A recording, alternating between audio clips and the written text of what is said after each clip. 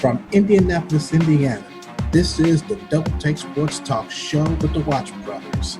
And here they are, ladies and gentlemen, your host, Darrell and Darren Watts.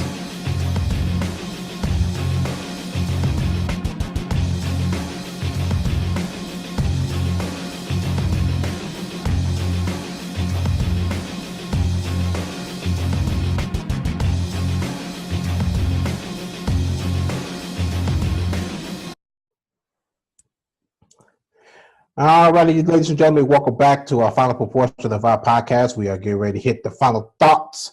Darren, you got anything for us?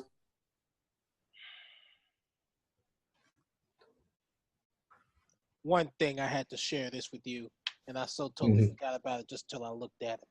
But I have got to share this one last thing as a part of a retro ordeal, even though this day has passed a few days ago. But I wanted to share this as a part of a flashback. Okay, here we go. Get rid of that. Check. Okay, here we go. This is what I wanted to flash back and share. Still remember it like yesterday. That.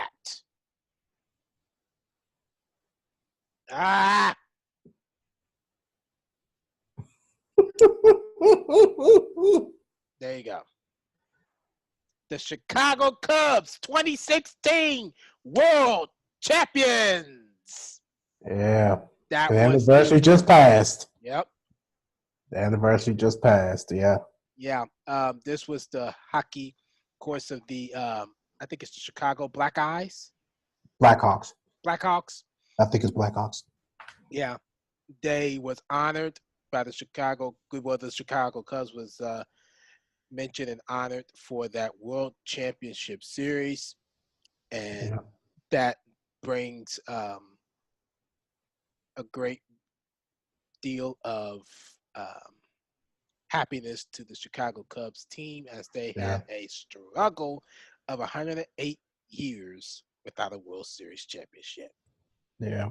I seen that the other night. I'm like, well, this is going to be the final thoughts of the NBA podcast, basketball podcast. Yeah, absolutely. Absolutely. I'd like to share that as a memory. When that November 2nd, 2016? Yes, sir. November 2nd, 2016. And that's when it was shared. I had shared it on Facebook as a memory. And that's when I seen it, so I had to take advantage of it and say. Yeah, everybody went on a frenzy. Shoot, everybody was changing their profile pictures to the Chicago Cubs championship wins. I had changed mine. I changed mine to that and them celebrating on the field too. Yeah, one of the things about this is when you look at this. This isn't about them. This is just me. This isn't about them winning the championship. Mm-hmm. It's about how they won it. Down 3-1. Yep. Down 3-1. They didn't stand a chance.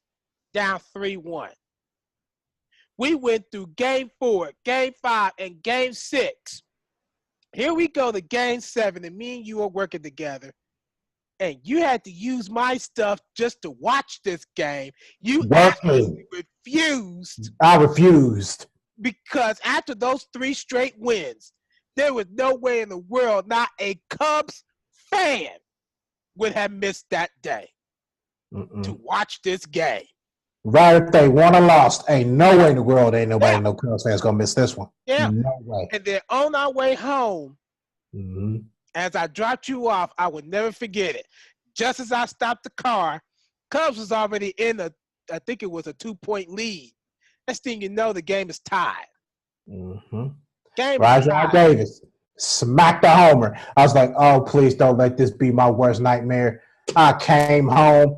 Man, I didn't care what was going on. France was watching TV. I did not care.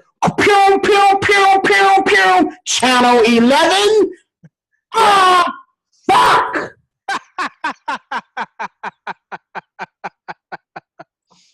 Yeah. I was mad. Yeah, and after that, I came home. We had a podcast to do that night, and we still have that podcast on our YouTube channel. Yes, if we did. anybody is curious and interested about that night. Yeah. That night was very special. It was special. It was special to actually sit down and look at this night, because this night went into what, 10 or 11 innings? Something like that. And it rained delay. Yeah, and it rained delay during the 10th inning. Mm-hmm. And I remember having a podcast that night. We were late going into that podcast just simply because of this game. Just because of the game. I wanted to watch their game. Yeah. That was the only time I put the podcast to the side, was to watch that game. Because it was Game 7. Was important. It was Game 7. They was down. They were down 3-1. The next thing you know, it's Game 7, and you wouldn't even think that it was. Absolutely. Because the Cubs had rallied back to come back from a 3-1 deficit, not only to come back from that, but to win the World Series. That night, also, real quick, that night was a very emotional night for the Cubs fans, because I remember watching the final out, and the first thing I did was call Darrell. And when I called you, while I was waiting for you to pick up the phone, I didn't know if he was ever going to pick up the phone or not. You eventually did. I had no idea. Because I was shocked to hear what was on the other side of that line. Before you picked up the phone, they had showed Bill Murray celebrating this win. Yeah. And he was crying. Yep. And I looked at that, and I'm like, man, must be a big deal. Let's see what Darrell's side is. Pick up the phone. I'm thinking to myself that this was going to be you hooping and hollering and throwing things, trying to find paper to make confetti out of. Instead, this dude is in here crying. And I'm sitting like, this is one hell of an illusion. I didn't think I would ever see that come from him. Yeah. And when I heard that, I was taken back. There was a moment of silence for me. I mean, literally, it was a moment of silence, because you serious? This dude crying? Oh, yeah. And I'm sitting there, and I'll be doggone. This boy's crying. I'm like, wow. 108 years worth of crying from a lot of Cubs fans. That was a very special night. I mean, Darrell got phone calls left and right, up and down. And it was just like, it makes me think when the Cardinals won in 2006 and 2011. But I just didn't cry like Darrell did. Well, you still got a lot of phone calls. You got a lot of texts and phone calls. I did. When the Cardinals won in 2006. My man Albert Pujols. Yeah. I remember that night. It was over Granny's when they won Game 6. Yep, it sure did. I remember that night. Yep, absolutely. That was a good night, though. That was a very good night. That was a very good night. I just wanted to share that as part of a memory. Yeah, it was perfect. To keep that fresh in everybody's mind, that the Cubs are, just because it's 2 years don't mean anything. Same with the Cardinals. Just because it's, that probably 6-7 years in the making, that don't mean, that they're still not capable. Absolutely. And that's my memory, and that's all I have for my final thoughts of the podcast. I got one. I just want to share this with you real quickly. I'm going to ask a question, and I want your very honest thoughts on who you think. Now, yes. So, who is your favorite dynamic duo of all time? Here are the choices. You seen this? I remember seeing it, but I don't remember who was on it. So, yes, Steph Curry and Kevin Durant, LeBron James and Dwayne Wade, Kobe Bryant and Shaquille O'Neal, John Stockton and Karl Malone, Kareem Abdul-Jabbar and Magic Johnson, Larry Bird and Kevin McHale, Tim Duncan and David Robinson. And lastly, but not least, Michael Jordan and Scottie Pippen. Oh my goodness, Darrell, I'm just gonna be dead out real and dead out honest. I cannot pick an answer. You got a tie between You would think you got a tie between Kareem and Magic, Bird and McHale, yep. Duncan and Robinson, and Jordan and Pippen. Yep, there was another one. Kobe and Shaq. Kobe and Shaq. Yep. And Stockton and Malone. Okay. Yep. Curry and Durant, I don't care about. Nope. James and Dwayne Wade, I don't care about that either. I don't care about that either. Nope. I don't care about that. And you speak of. So who would you pick at the end? Well, who would you? Before I go into that, I seen a something on YouTube as they went back into the early '90s when Karl Malone elbowed Isaiah Thomas as he was driving to the basket and got him 40 stitches. Oh, yeah. That Pistons bench flew off and came flying, charging after Malone for that. Even Chuck Daly did. They all went after Malone. They charged after him. They all went. That kind of made you think about in the newer generation. You remember? I think it was the Rockets. It was the Rockets and the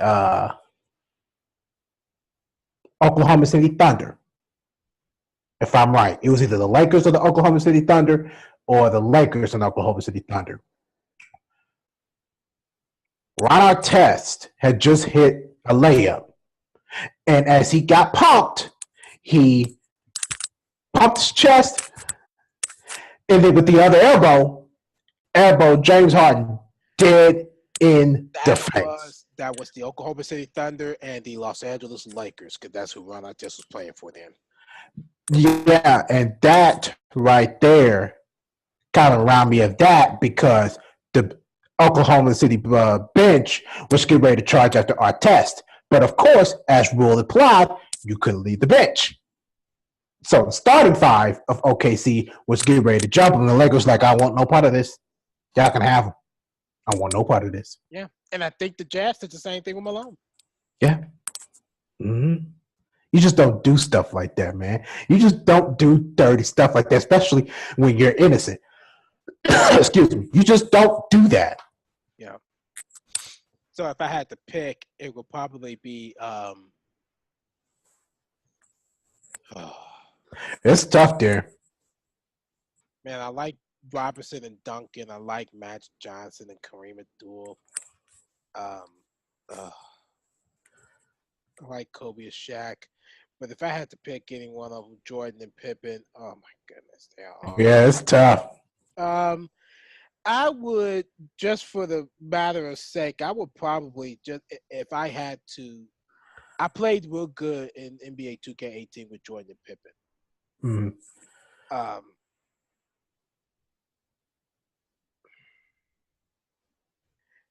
But as of in a watching standpoint, I would probably have to go with Showtime.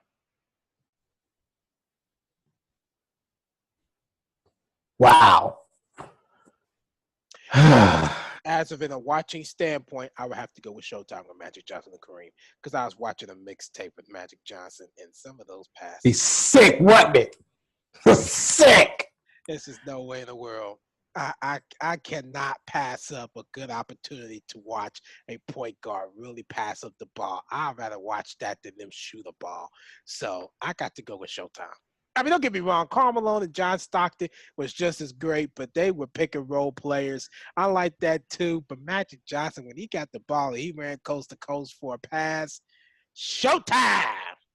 It's Showtime. And it's funny because as much as I loved watching Magic Johnson too, but I had to go the opposite. Like how you like to play with the Bulls in 2K18, I like to watch them too. So I would have picked Jordan and Pippen. Yeah, I can't. Don't get me wrong. I love Michael Jordan. I love Scottie Pippen, but I have to watch Magic Johnson. See, that's the thing. Between me and you watched a lot more of the Celtics and the Bulls. All I've watched was the Lakers. That's all I have watched. Yeah. Now it's time for me to do something new. Yep. Michael Jordan and Scottie Pippen. Oh, they were good. Oh, they were good. Yeah. I love them. I could watch them all day too, but I got, like you said, I got to do something different. Got to do something else. Mm-hmm. Absolutely. Yep. So that's who I picked. So yeah. All right. Okay. So Darren, if you don't have nothing else, we can go ahead and wrap this on up and get on out of here. You see what I'm doing? Let's do it.